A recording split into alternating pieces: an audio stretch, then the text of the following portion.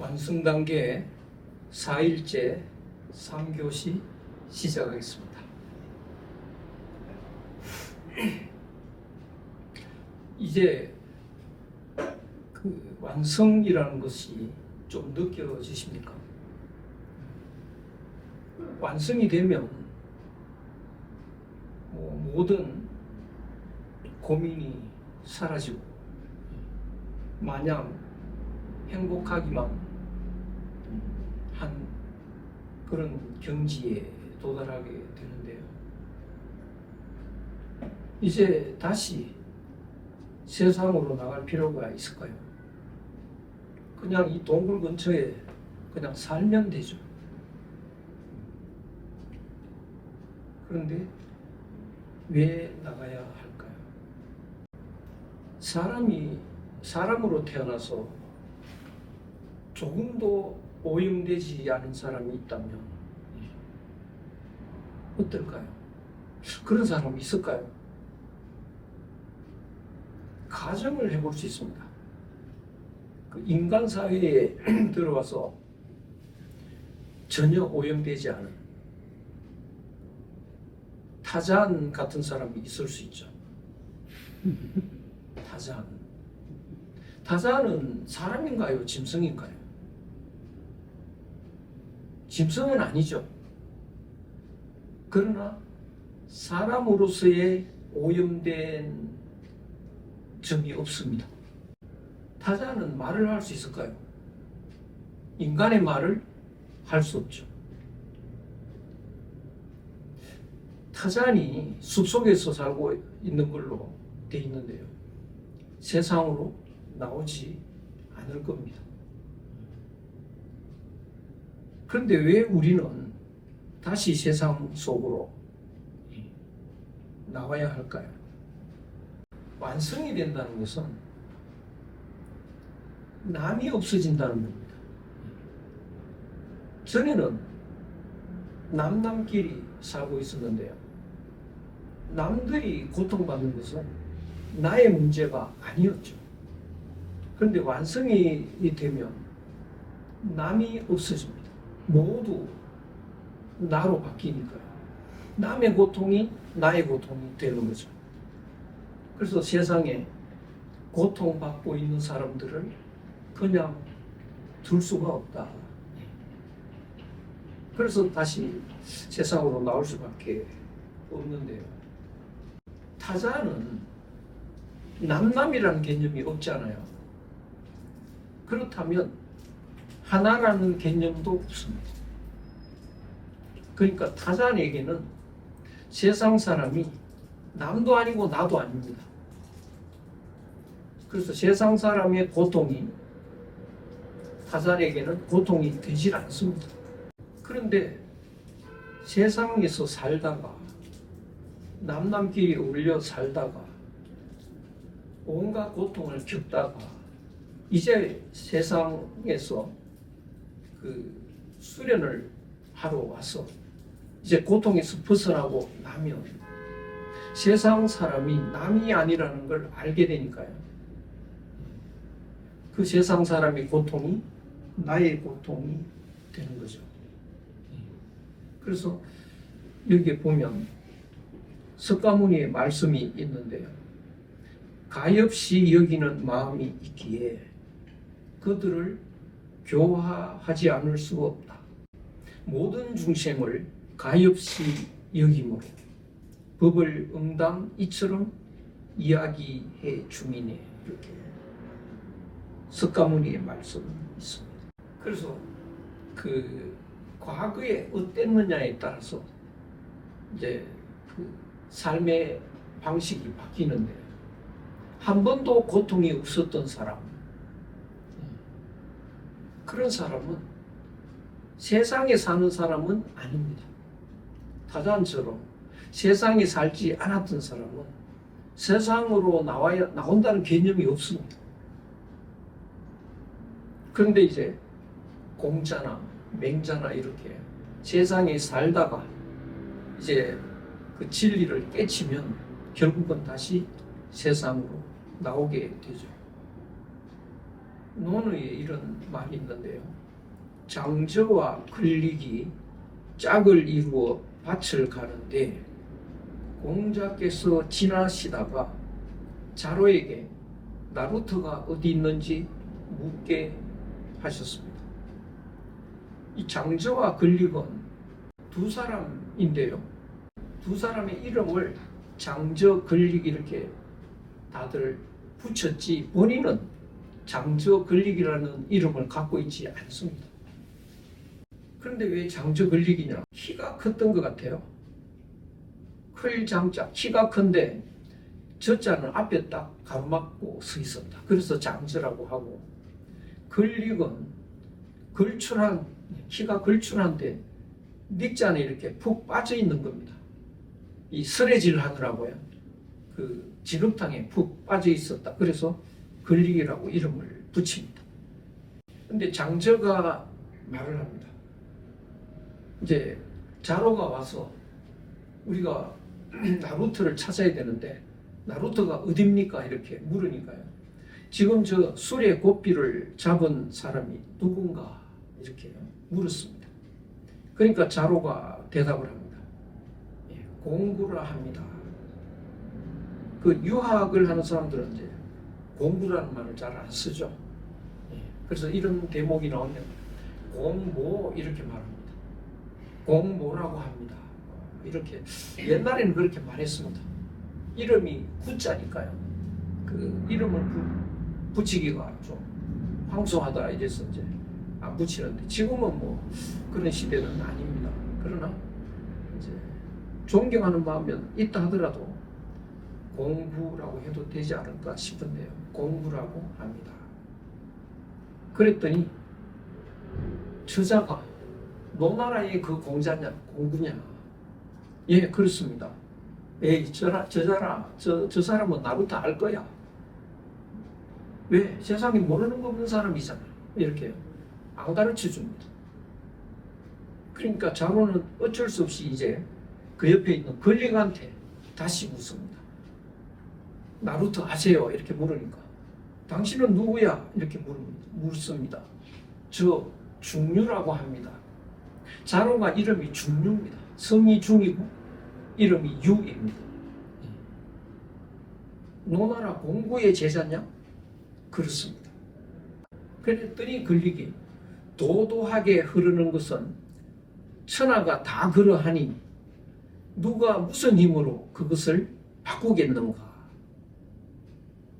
그대는 사람을 피하는 선비를 따르지 말고 세상을 피하는 선비를 따르는 것이 좋지 않겠는가? 라고 말하고는 하던 쓰레질을 다시 시작했다. 저는 이거를 읽을 때 도도하게 흐르는 것은 천하가 다 그러한 건데 누가 무슨 힘으로 그것을 바꾸겠느냐? 이 설명이 굉장히 애매했습니다. 아마 다들 그럴 겁니다. 도도하게 흐르는 이 세상의 흐름을 누가 바꾸겠느냐? 이제 제가 그 도도하게 흐르는 그 세상의 흐름이 뭔지 이해를 할 수 있게 됐는데요. 지난번에 제가 한번 그 인류 역사의 흐름을 한번 제가 정리해 드린 적이 있죠. 이걸 다시 한번 되짚어 보시면요. 제일 위에 있는 이 흐름, 자연의 흐름입니다. 추나 추동 이렇게 흐르는 대자연의 흐름인데요. 진리는 자연입니다. 그러니까 인류 역사가 자연과 하나가 되어서 흐르면 100점짜리 인간의 역사가 되는데요. 인류의 역사는 자연의 흐름에, 진리의 흐름에서 벗어났습니다. 언제 벗어나기 시작했느냐? 기독교에서 말하는 그 설에 따르면 에덴의 동산에서 쫓겨날 때 그때부터 인간의 역사는 자연의 흐름에서 벗어났습니다. 그래서 벗어나서 이렇게 흐르는데요. 공자는 언제쯤 이제 그 등장을 하느냐 하면 이 자연에서 벗어난 인류의 흐름이 이 자연의 흐름, 에덴의 동산의 그 흐름에서 멀어져가는 시기에 공자가 나옵니다. 바로 이 부분이죠. 보이시나요? 여기 공자, 노자, 공자, 석가, 소크라테스 이런 분들이 이 시기에 등장을 합니다. 이 시기는 어떤 시기냐? 이 자연의 흐름이 진리라면 진리에 등지고 이 반대의 방향으로 흐르는 인류의 역사이었던 거죠. 이 거대한 인류의 역사 흐름을 누가 막을 수 있느냐 이 이야기입니다. 바로 이해가 되시죠? 그러면 이 인류의 역사 흐름을 주도하는 철학은 뭘까? 이 인류의 흐름은요, 이 자연의 흐름을 등지고 반대 방향으로 간 거니까 이 자연의 흐름, 이것이 이제 자연을 하늘로 이해할 수 있는데요. 하늘을 부정하는 철학이 나오죠. 그 철학자들이 이끌고 갑니다. 대표적으로 동양의 순자이고요. 서양의 아리스토텔레스죠. 그러니까 이분들의 철학은 하늘을 부정하는 철학이고 물질주의 철학인데요. 이 철학으로 세상이 흘러가는데 이거를 어떻게 막을 수 있느냐. 금방 이해가 되시잖아요. 그러니까 공자, 노자 이런 분들은 무엇을 주장하느냐 하면 이 자연의 흐름으로 돌아가는 철학을 설파하신 겁니다. 이쪽으로 가는 철학이죠.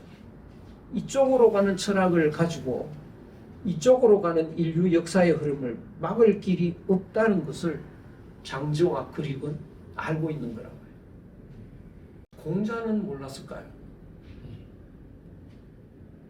이 인류의 흐름이 내 힘으로 막을 수 있다 없다. 도저히 어렵다는 걸 알았을 겁니다. 그러면 장저걸릭처럼 그냥 대충 자기 개인적으로 진리의 삶을 살면 되지 왜 헛짓을 하느냐, 안 될 일을 하느냐 말이죠. 그거를 장저와 걸릭이 꼬집은 거죠. 장저와 걸릭은 아마도 공자와 에덴 동산에 사는 사람이 있다면 선악과를 따먹기 전에 아담과 하와라고 볼 수 있습니다. 아담과 하와는 이 타락한 인류를, 사람을 구하려고 나서지 않을 겁니다. 바로 타잔 같은 사람이죠. 그러면 장저와 걸릭은 그 타잔하고 아담과 하와하고 공자의 중간쯤 되는 사람으로 이해하실 수 있습니다. 그래서 이 세상의 흐름을 바꾸려고 하지 않을 거다. 그런데 이 흐름을 바꿀 수 있는지 없는지를 떠나서 아까 석가모니처럼 사람이 너무 가여워서 멈출 수가 없다. 그래서 사랑이라는 것은요, 옹달샘에서 솟아나는 물처럼 그냥 솟아나는 겁니다. 이 옹달샘에서 물이 솟아나면 새벽에 토끼가 와서 마셔주겠지 라는 그런 목적을 가지고 솟아나지 않습니다. 그냥 솟아나는 거죠. 사랑도 그렇습니다. 그래서 어떤 어머니가 열심히 고생해서 돈을 벌어서 애 학비를 대주는데요. 애는 그 돈 가지고 딴 데 자기 놀러 다니면서 써버린다고요. 그런데 그 어머니는 또 돈을 벌어서 또 대줍니다. 또 대주고 계속 대줍니다. 너무나 애처로워서 어머니 그거 도와주면 소용없습니다. 애 맨날 딴짓 하는데요. 왜 도와줍니까? 안 돼. 그거는 필요 없는 겁니다. 그러면 이 어머니는 그래 그거 헛짓이지? 그러면 도와주지 않는 게 좋겠다 라고 멈출 수 있나요? 없나요? 멈추지 못합니다. 결과에 관계없이 일방적으로 사랑은 솟아나는 거죠. 그래서 대자연도 저는 그렇다고 봅니다. 대자연도요. 제가 어릴 때 시골에서 살았는데요. 마당에 닭들이, 요새는 닭도 가두어 놓지만 옛날에는 다 마당에 그냥 풀어놓고 길렀습니다. 그러면 이 닭이 알을 낳는데 봄날에요. 알을 차곡차곡 낳아서 이제 품습니다. 근데 사람들이 그 알을 빼먹어 버린다고요. 그리고 하나만 계속 남겨둡니다. 그 하나도 진짜 알이 아니고 그 알을 이렇게 바늘 구멍으로 찔러서 속을 빼버린 껍데기만 이렇게 둔다고. 그런데 어느 시기가 되면 알이 없는데도 품습니다. 그 바보 같잖아요. 알이 없는데 품고 있습니다. 먹이를 줘도 안 먹어요. 그래서 굶어 죽을까봐 이렇게 꺼내놔도요. 돌아가서 품고 있습니다. 왜 헛짓하느냐? 그 품고 싶은 그 사랑의 마음은 결과에 관계없이 옹달샘의 물처럼 그냥 나오는 거죠. 가여워서 내 아이니까 사랑이 자꾸 나오니까 멈출 수 없다. 이렇게 이해할 수가 있습니다. 그래서 그 공자는 석가모니와 달리 정치를 통해서 한번 세상을 바꾸어보자. 그래서 정치에 참여를 했는데 결국은 안 되는 줄 알고는 그러면 이대로 끝날 수는 없지 않느냐. 그래서 이제 학문을 마무리하고 제자를 길러서 후세를 기약을 했습니다. 그래서 이 흐름에서 보면 쭉 내려오다가 나중에 다시 이 역사 흐름이 진리를 향하는 때가 온다고요. 그때 공자의 가르침이 되살아납니다. 불교 석가모니의 가르침도 그때 되살아납니다. 그때 예수가 등장을 해서 기독교 시대가 이제 또 오는 거죠. 그래서 이때 효과가 없었던 그 가르침이 뒷날 빛을 볼 때가 있습니다. 그것을 공자가 알기 때문에 그래서 두 가지 요인이 있죠. 당장 멈출 수 없는 사랑이 있었다. 그래서 세상으로 나올 수밖에 없다. 두 번째는 언젠가는 또 알아주는 시대가 올 거다. 그래서 공자는 다시 세상으로 나왔다. 이렇게 이해할 수가 있습니다. 그런데 이 시대가요, 이렇게 흘러가다가 이렇게 또 이제 정신주의로 향하다가 정신주의로 향해서 가다가 진리에 도달을 못하고 다시 물질주의로 바뀌어버렸죠. 인류의 역사가요. 그런데 한국의 역사는 독특하게 이 지구의 전체 인류 역사에 합류를 못하고 아주 외롭게 이렇게 흘러옵니다. 그래서 이 물질주의로 갈 때는 뒤처져서 오다가요. 세상이 정신주의로 갈 때 한국은 앞서가게 되죠. 그러다가 한국은 이 에덴 동산, 지상천국에 합류하는 시대가 한번 옵니다. 세종대왕 시대죠. 이 세종대왕 시대는 지구상에 그 한국만이 유일하게 그 진리에 지상천국에 도달을 한 건데요. 그러나 그 시대가 금방 끝이 나고 다시 타락의 역사가 이렇게 흘러옵니다. 이렇게요. 그런데 지금은 어떨까요?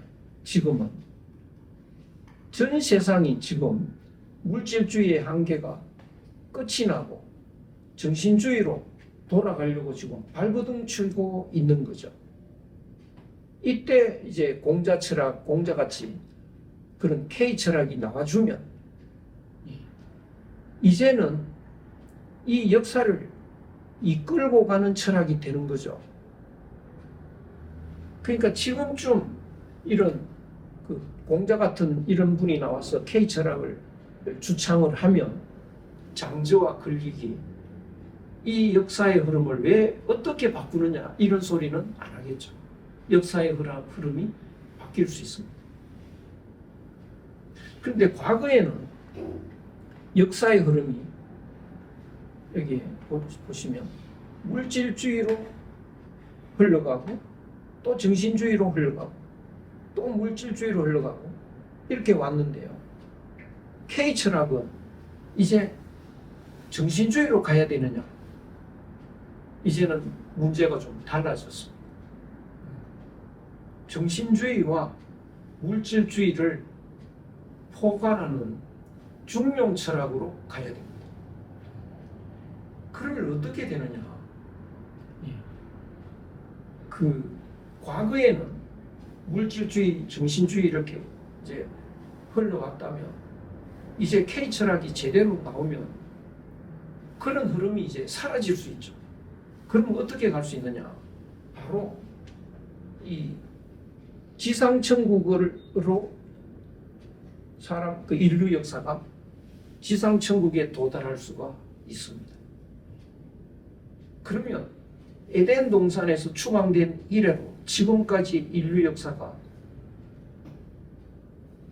그 지상천국으로 도달하지 못하는 타락의 흐름이었다면 미래의 역사는 이제 지상천국에 도달하는 새로운 시대가 올 수 있다. 이 이야기가 가능합니다. 이것이 바로 오늘날 한국인들이 많이 이야기하는 천지개벽이라는 그런 시대가 올 수 있다는 거죠. 그리고 이제는 과거에는 그 물질주의 철학은 바탕에 약육강식의 자연법칙이 깔려 있었다면 정신주의 철학은 그 조화의 자연법칙이 깔려 있었거든요. 그러면 앞으로는 어떻게 해야 되느냐? 조화의 자연법칙이 약육강식의 그 자연법칙을 포괄하는 법칙이어야 된다는 거죠.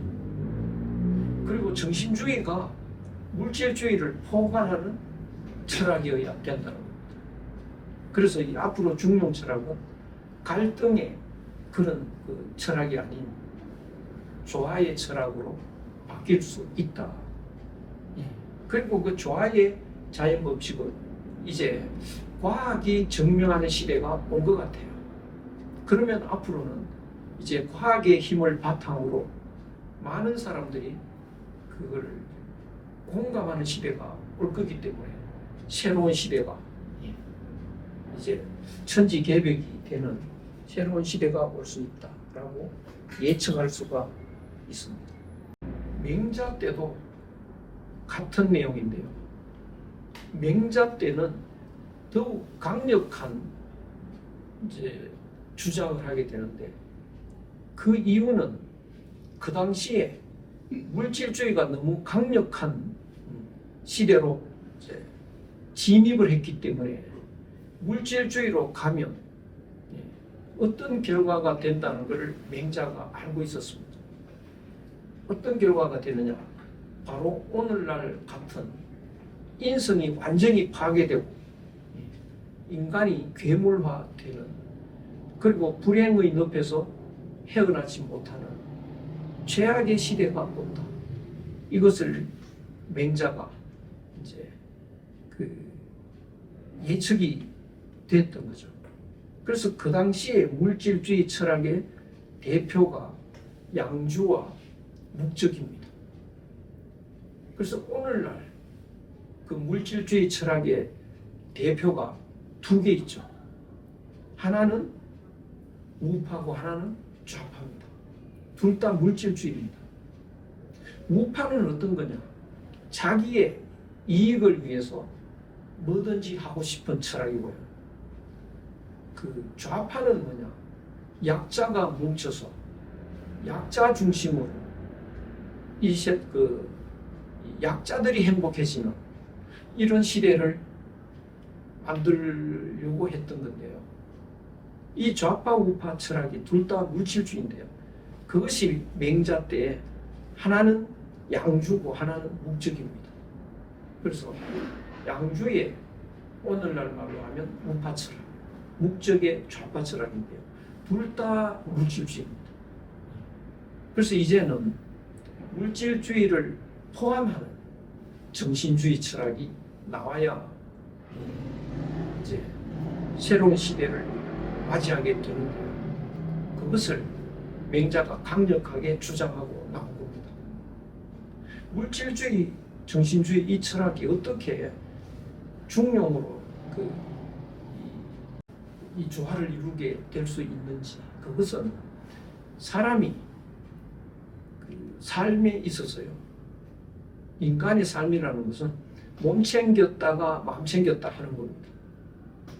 그런데 몸 챙기는 것에 치중할 때는 몸 챙기는 쪽으로만 가버린다고요. 그러다가 탈이 나고 나면 이거 안 되겠다.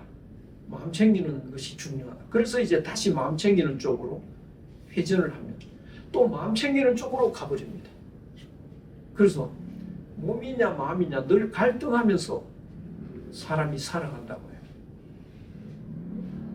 혹시 그 스키장 가보셨나요? 스키장 타보셨습니까? 스키를 왼쪽으로 갈 때는 한없이 왼쪽으로 가서 거기에 이렇게 막아놓은 건물망에 처박히거나 넘어지거나 그래서 아주 곤욕을 치러서 일어나서 또 이제 오른쪽으로 가잖아요. 또 오른쪽으로 계속 가가지고 거기 또 처박힙니다. 한 30분 넘어졌을 겁니다. 내려올 때. 아주 엉망이 되어 있는데 그것처럼 사람의 역사도요. 몸과 마음으로 이거를 오른쪽 왼쪽으로 이렇게 분류를 하면 몸 챙길 때는 몸만 계속 챙기다가요. 마음이 망가져 버리죠. 또 마음 챙길 때는 마음만 챙기다가 몸이 망가져 버립니다. 그러면 어때야 되느냐? 바로 우리나라의 태극기 문양 딱 정답입니다. 태극기 그 문양에서 보면 그 사계절도 마찬가지인데요. 한여름에 그 겨울의 기운이 들어갑니다. 한겨울에 따뜻한 여름 기운이 들어간다. 그것이 태극문이 아닙니까? 그렇죠. 그러니까 이 스키를 타고 왼쪽으로 갈 때는 한창 왼쪽으로 갈 때 오른쪽으로 가는 기운을 힘을 줘야 됩니다. 그러면 이제 또 오른쪽으로 가잖아요. 오른쪽으로 잘 갈 때 왼쪽으로 가는 힘을 줘야 됩니다. 그러니까 사람이 살아가는 것도요. 몸을 챙기다가 한참 챙기면서 바로 마음 챙기는 삶으로 회전을 해야 됩니다. 그러다가 마음 챙기다가 다시 몸 챙기는 삶으로 이렇게 회전을 하는 거예요. 그래야 몸과 마음이 조화를 이룰 수 있는 거죠. 그래서 태극기의 원리를 아는 사람들은 그런 철학을 만들어낼 수 있습니다. 그래서 맹자가 물질주의의 폐해를 너무나 잘 알기 때문에 강력하게 이제 그 정신주의 철학을 바탕으로 하는 이런 중용 철학을 주장을 했습니다. 그래서 이걸 자세히 설명하면 또 무지 긴데요. 양주와 목적을 몰아내는 것, 이것이 맹자의 목표였는데 이 맹자의 그 처지가 되면, 맹자의 입장이 되면 우리는 어떻게 해야 될까요? 우파 철학과 좌파 철학을 몰아내는데 그 힘을 쏟아야 되죠. 그러면 어떤 철학을 만들어야 되느냐? 중용 철학을 만들어내야 됩니다. 제가 그 좌파 중에 굉장히 깊이 관여하고 상당히 그 지도급에 있는 사람을 만난 적이 있는데 지금은 이념 그 논의는 이제 끝났다. 이념으로 뭔가 하려고 하면 안 된다는 거죠. 그럼 뭐냐? 좌도 아니고 우도 아닌 이념을 넘어서는 철학이 나와야 된다. 그래서 제가 이야기하는 이런 중용 철학에 굉장히 관심을 갖는 그런 일이 있었습니다.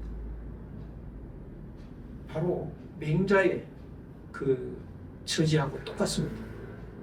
양주도 아니고 목적도 아니다. 바로 공자의 중용 철학이다. 이것을 전파하려고 적극적으로 나섰던 사람이 맹자였습니다.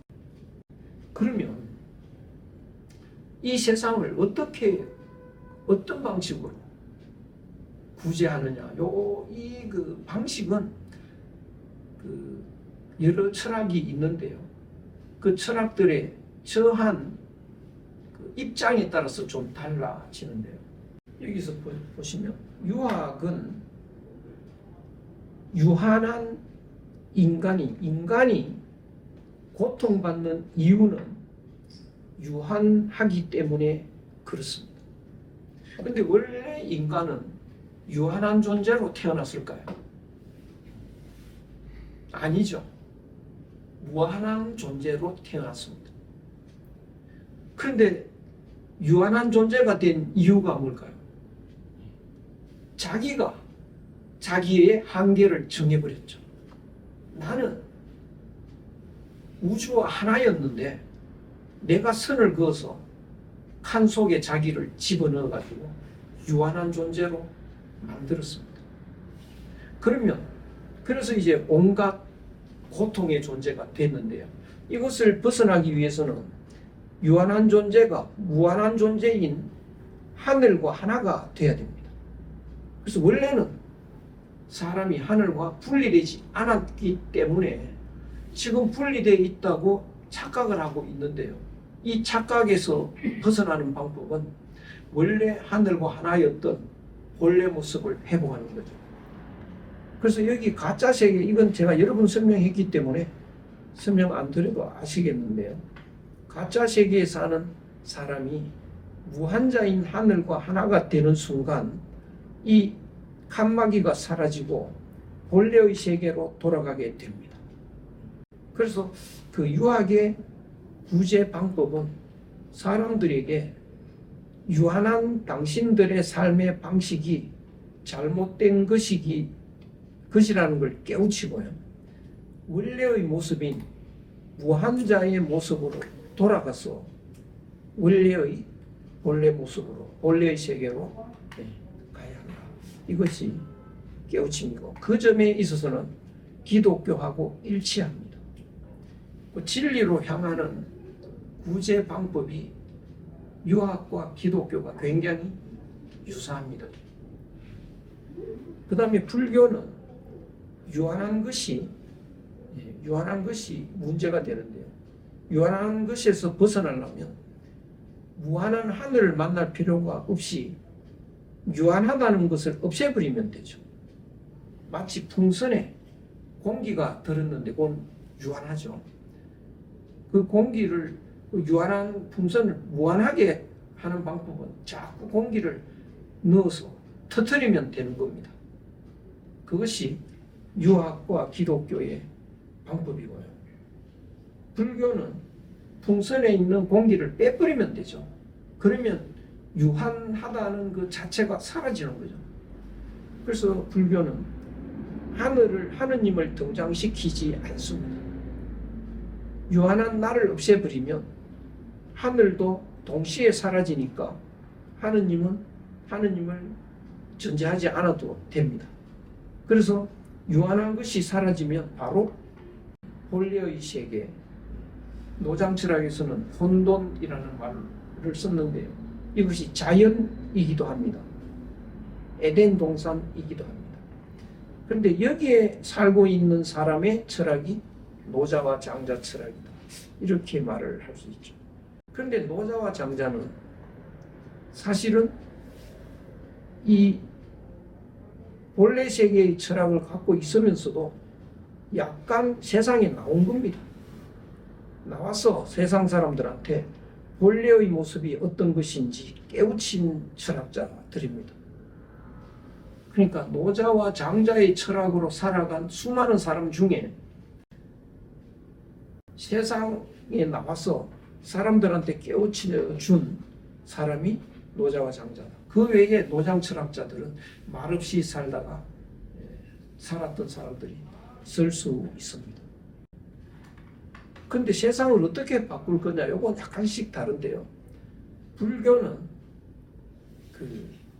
이 세상은 사바 세상이니까 본래의 세계로 가자. 그래서 아제아제 바라아제 바라성아제 보리사바 이거는 가자 어서 반드시 가자. 진리 찾아 행복하기를 이런 뜻입니다. 유학은